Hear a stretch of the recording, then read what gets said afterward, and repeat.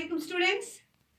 पिछले एक हफ्ते से हम पढ़ रहे हैं यूनाइटेड नेशन ऑर्गेनाइजेशन। इसका स्ट्रक्चर हमने पढ़ा, पूरा इसका स्ट्रक्चर जो मैंने बताया आपको, इसके ऑर्गन्स, चाहे जनरल असेंबली की बात करें, सिक्योरिटी काउंसिल की बात करें जो कि बहुत ही पावरफुल ऑर्गन है इसका, trusteeship council, economic and social council, या इंटरनेशनल कोर्ट ऑफ जस्टिस जिसके हेडक्वार्टर्स नीदरलैंड हेग में है, या फिर सेक्रेटरीट की बात करिए जो इनका हेड ऑफिस है यूनाइटेड नेशन ये न्यूयॉर्क में, अमेरिका यूएसए की जो वहाँ पे स्टेट है न्यूयॉर्क, वहाँ पे उसके हेडक्वार्टर्स हैं। तो ये सारी चीज़ें हमने डिस्कस की है, इसके एम्स ऑब्जेक्टिव्स भी डिस्कस किए हैं कि यूनाइटेड नेशन का मेन मकसद है to avoid third world war, और उसके अलावा to maintain peace throughout the whole world. अब आज का जो क्वेश्चन है बड़ा इंटरेस्टिंग है, suggestions for the restructuring and reformation of United Nation organisation.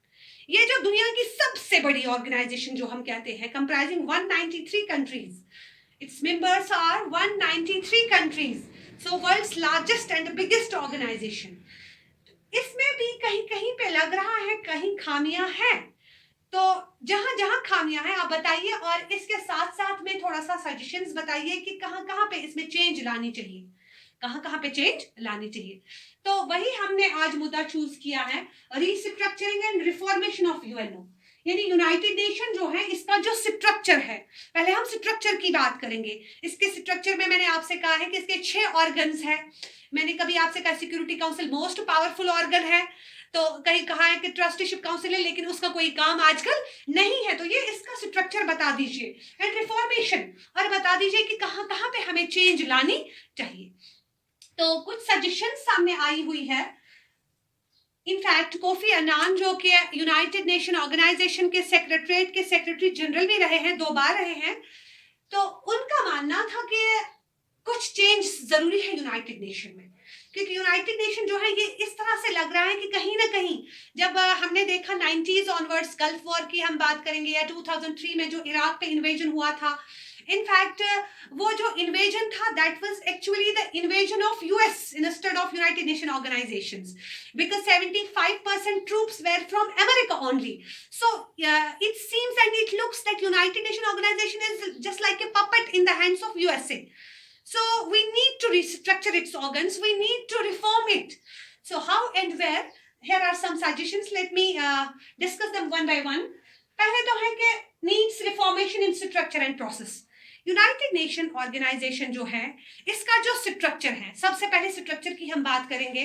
हमने आपसे कहा है कि इसका स्ट्रक्चर, जनरल असेंबली सबसे बड़ा जो पहला ऑर्गन है इसका, लेकिन सबसे बड़ा डिफेक्ट है कि साल में एक बार ये मिलते हैं, और सितंबर के लास्ट ट्यूसडे में मिलते हैं, 3rd ट्यूसडे में।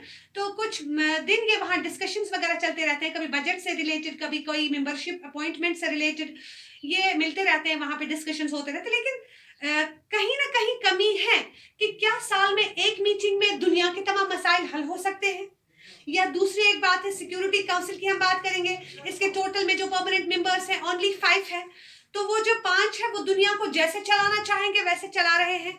दुनिया के डिस्प्यूट्स ऐसे ही पड़े हुए हैं, कहीं सीरिया की प्रॉब्लम है तो कहीं कश्मीर का मामला है, कहीं फलस्तीन की प्रॉब्लम है तो कहीं और कीनिया का मसला है। दुनिया के सारे मामलात ऐसे ही है। तो ये 5 कंट्रीज जो है, जो कि यहाँ पे एक टाइप की डिक्टेटर बनी हुई है सिक्योरिटी काउंसिल में, तो इस स्ट्रक्चर में, इस ढांचे में कहीं ना कहीं तब्दीली हमें लानी चाहिए। या जब हम इंटरनेशनल कोर्ट की बात करते हैं, इंटरनेशनल कोर्ट ऑफ जस्टिस, दुनिया का सबसे बड़ा कोर्ट, दुनिया की सबसे बड़ी अदालत, जहां हर स्टेट के मामलात हल होते हैं, स्टेट्स की जितनी भी प्रॉब्लम्स है वहां हल होती है, उनका मसला वहां निकाला जाता है। लेकिन फिर लास्ट पे हम क्या कहते हैं, इंटरनेशनल लॉ जो है, यहाँ पे there is no coercive force behind it, इसके पीछे कोई फोर्स नहीं है। हम अपनी स्टेट की बात करते हैं, कोई भी सॉवरेन स्टेट जो भी होती है, if a person violets the law definitely he is punished और शी इज पनिश्ड।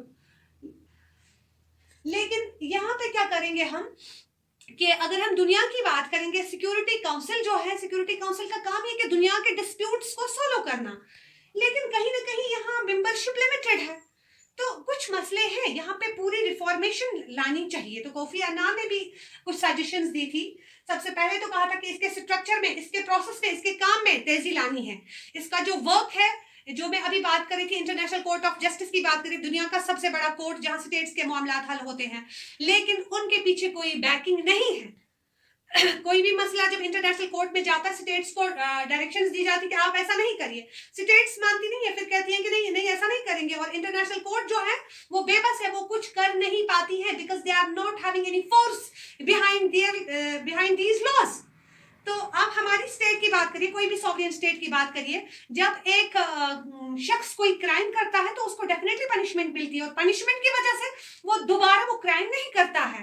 तो स्टेट्स क्या है, इंटरनेशनल लेवल पे देखिए करती जा रही है, जिस तरह से उनको आएगा करना, प्रॉब्लम्स क्रिएट करती है दूसरी स्टेट्स के लिए, क्योंकि उनको कोई डर नहीं है, उनको कोई रोकने वाला नहीं है। तो increase the membership of security council, सबसे बड़ा मामला जो सिक्योरिटी काउंसिल है इसकी मेंबरशिप इंक्रीज करनी चाहिए। अगर हम परमानेंट मेंबर्स की बात करते हैं, only 5 countries are permanent members, USA, UK, France, China and Britain, they are the permanent 5 members of security council. और जो नॉन परमानेंट है तो वो 10 मेंबर्स हैं, 10 members are non permanent and we appoint them, you know, after 2 years they only enjoy the term of 2 years। तो ये जो membership है इसमें थोड़ा एनहांस होनी चाहिए, 5 ही नहीं, अरे और बढ़ाइए इसकी मेंबरशिप, 10 रखिए, 15 रखिए, 20 रखिए, इसमें और भी रीजन्स को इन्वॉल्व करिए, लैटिन अमेरिका को करिए, एशियन कंट्रीज की बात करिए, एशिया को करिए, इसी तरह से हम यहाँ पे बात करेंगे एशिया की या अफ्रीकन कंट्रीज की बात करेंगे, उनको भी आप ऐड कर लीजिए। तो veto power should be abolished. और एक इंपॉर्टेंट डिफेक्ट, सबसे बड़ा डिफेक्ट जो है, ये जो 5 कंट्रीज हैं they are enjoying veto power, यानी आप वीटो पावर की बात करें कि single negative vote is equal to 4 positive votes. 5 countries है, कोई मसला हल करना है, 4 कंट्रीज कहती है कि नहीं इस मसले को ऐसे हल होना है, एक कहती है नहीं इसको हल नहीं होना है, और एक के नेगेटिव वोट की वजह से सारा का सारा मामला लटका हुआ रहता है। तो that country is enjoying veto power, special power, इसको हटा दीजिए। ऐसा कर लीजिए कि यहाँ पे voting rules of the security council should be changed, जो वोटिंग रूल्स आपने रखे हैं उसको चेंज कर लीजिए। ऐसा होना चाहिए अगर 5 मेंबर्स है, 3 का डिसीजन पॉजिटिव है तो बस ऐसे ही मसला हल कर लो, 2 के नेगेटिव वोट से कोई फर्क पड़ता नहीं है, मेजॉरिटी देख लीजिए। लेकिन यहाँ पे क्या होता है, यहाँ 5 में से 5 बराबर कोई भी पॉलिसी पास करे, कोई भी डिसीजन जो है उसको पास करे, तब जाके वो प्रॉब्लम हल होगी, और वो मसले हल होते नहीं है क्योंकि स्टेट्स के अपने इंटरेस्ट है, कभी चाइना नहीं चाहता है, कभी अमेरिका नहीं चाहता है, तो कभी बर्तानिया नहीं चाहता। तो इसी तरह से representation should be given to Afro Asian and Latin American states. आपसी सहमति से इन लोगों को क्या करना चाहिए कि इन्हें सोचना चाहिए कि नहीं हम ही 5 नहीं है, बल्कि हमें लैटिन अमेरिकन कंट्रीज को भी इन्वॉल्व करना चाहिए, एशियन कंट्रीज को इन्वॉल्व करना चाहिए। जब आप कहते हैं कि हम किसको परमानेंट मेंबर बनाएं, तो देखिए क्या वो कंट्री मिलिट्री लिहाज से स्ट्रांग है, इकोनॉमी के लिहाज से स्ट्रांग है, टेक्नोलॉजी वाइज स्ट्रांग है, इसी तरह से एजुकेशन के लिहाज से आगे है। तो ये सारी चीजें जब आप देख रहे हैं, बहुत सालों से हिंदुस्तान भी ट्राई कर रहा है परमानेंट सीट के लिए, या बहुत सालों से जापान है, जर्मनी है, वो भी क्लेम कर रहे हैं कि हमें भी सिक्योरिटी काउंसिल में परमानेंट मेंबरशिप मिलनी चाहिए। तो ये डिजायर है इन स्टेट्स की, और जब इन स्टेट्स के डिजायर है और इन स्टेट्स के पास वो सब कुछ है जो एक एक परमानेंट मेंबर के लिए होना चाहिए, तो why shouldn't you include them as the member of security council.